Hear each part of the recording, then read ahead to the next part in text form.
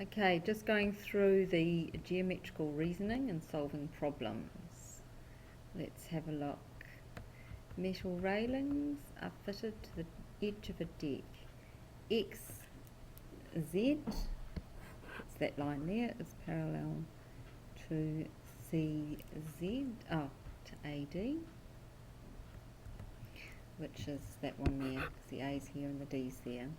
BY, this one here, is parallel to CZ, which is there.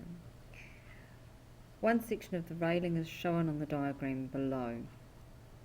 Let's just have a look at the fact that here and here, if that's going through these two, that there has to be 64. Okay, because those two are alternate. And this one here has got its angles in a triangle, so we've got 180 minus 64 minus 62, so we've got 54. So this one here has to be 54. Now that means that this one has to be 180 minus 64 and minus 54, because angles in a straight line, so that's going to be 62. Given that this one and this one are parallel, these two are corresponding, so that's also 62. Given angles in a triangle, this one here has to be the 180 minus the 62 and minus the 64. So this one here has to be 54. Now given that that one's cutting through these two, this one here has to be 62. So we've got 64, 54, 62, 64, 54, 62. Now, what's the question? Having done that, find the angle YBC. YBC. So there's multiple ways of doing that, and given that I've done that, I'm sure you can work that one out yourself. Now the next one is XYB is an isosceles triangle.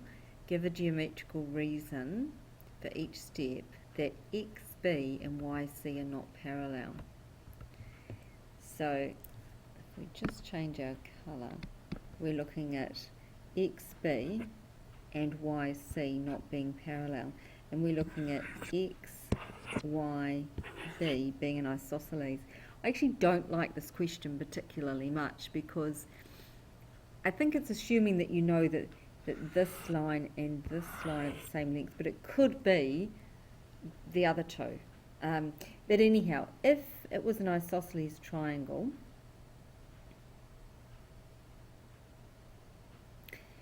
either this one's 62, so imagine that this one and this one's 62, then this one here would be 180 minus 62 minus 62, so it would be 56. So therefore the 56 would not match the 64, so they wouldn't be parallel. But imagine instead if the two lines were that were the same length were actually that one and that one, so not the other two, then this would be 180 minus 62 equals, divide by 2, would be 59. So that would be 59 and that would be 59. Okay, so an isosceles triangle with these two the same length.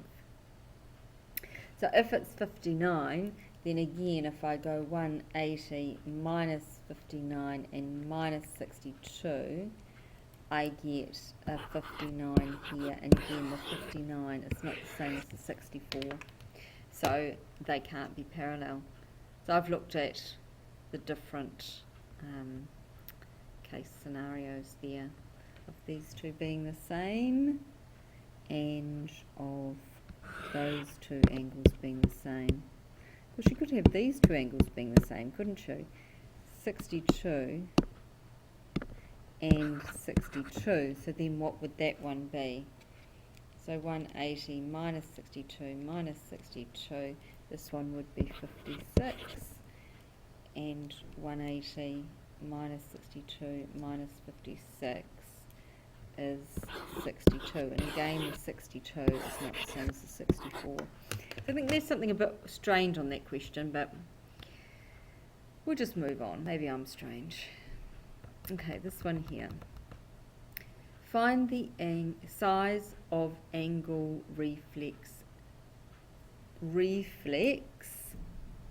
COA. So reflex means it goes this way. Okay. Now we know that is going to be 2 times 72. Okay, angle at the centre is twice angle at the circumference of that same arc. So that's 144.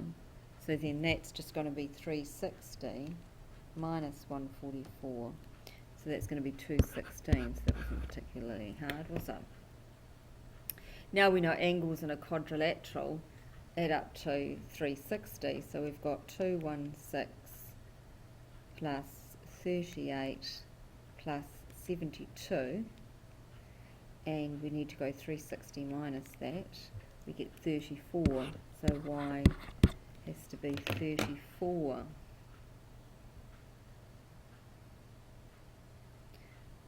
Okay. And what's the next one? Oh. So this bit here was really just to confuse you by the look of it. Didn't need that at all. For the diagram below, prove that C plus A equals 180. We actually know that from the rule, don't we? So how do we prove it? Well, might be best to draw the lines the other way actually. That's not very nice, is it? If that's A, that's 2A, and if that's B, that's 2B. So if 2A plus 2B equals 360, then A plus B must equal 180.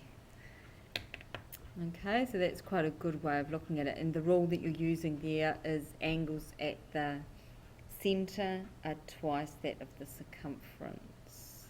We need to get the right reason. I think I'll stop now. Just look at the answers and see.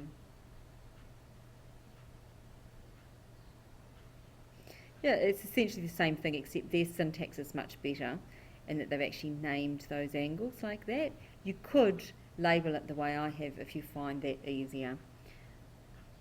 Okay. Just a note, when you're writing these reasons, you really have to write it very clear, and I like it written that this angle equals that and the angle that you're comparing it to. Actually name the angle that you're corresponding to is actually really a good way of doing it. Okay.